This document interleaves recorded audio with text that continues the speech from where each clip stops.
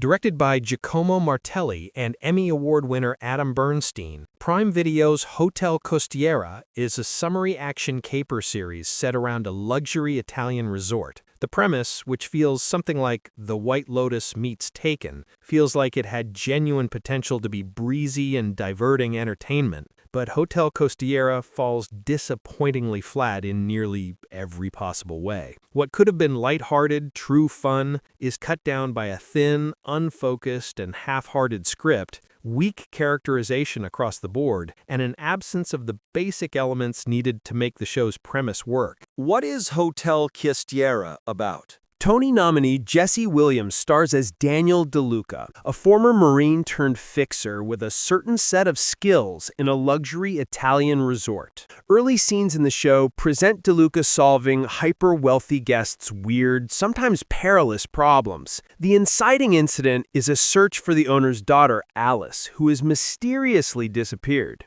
The supporting cast is rounded out by Jordan Alexandra, Sam Hagarth, and Maria Chiara Giannetta as associates of De Luca, along with a broader supporting cast playing mostly hotel staff and patrons. The series rather awkwardly begins as truly episodic, eventually focusing more on the central disappearance and search before culminating in a rather splashy heist sequence by the finale. Hotel Costiera suffers from thin characterization and storytelling. Two critical, overarching problems with Hotel Costiera affect virtually every corner of the show. The series never really decides what it wants to be, and it also doesn't seem to know who or what kind of character its protagonist is. There's very little to De Luca. We never really see any action prowess, effective humor, grit, foibles, or even real charm beyond his good looks. He just isn't a strong enough character to carry a new series. Much of De Luca feels derivative, to the point that a tuxedo paired with a gun near the end runs closer to James Bond cosplay. The show itself struggles to find any real kind of narrative or stylistic identity beyond some impressive vistas, thanks to the exotic setting, but even that is underused and underwhelming.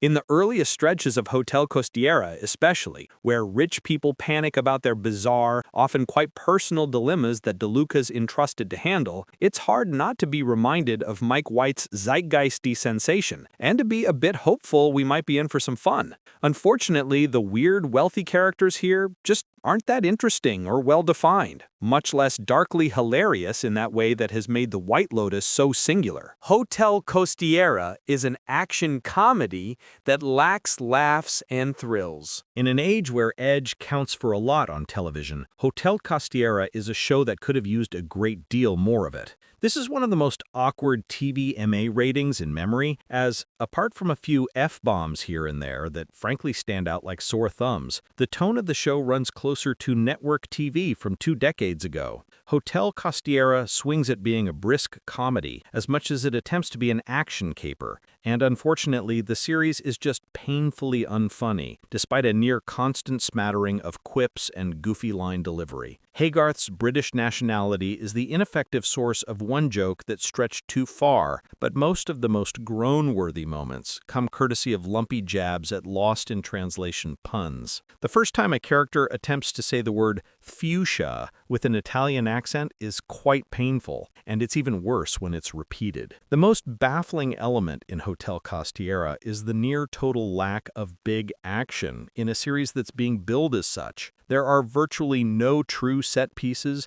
no tension, and no payoff. Amazon MGM Studios has the resources and ability required to deliver good, even great entertainment in that regard, as demonstrated via last month's surprisingly excellent The Terminal List Dark Wolf. A significant part of what made that show work so remarkably well was the incorporation of show-stopping action sequences in a way that advanced a gripping narrative. Every episode had at least one truly stunning sequence, usually near the climax. This is a great structure for an action show, and a distinct contrast to Hotel Costiera, where the pacing is all over the place and there's no real punch over 6 episodes. Repetitive, unimaginative music cues really don't help matters, a disservice to any attempts at mounting tension or intrigue.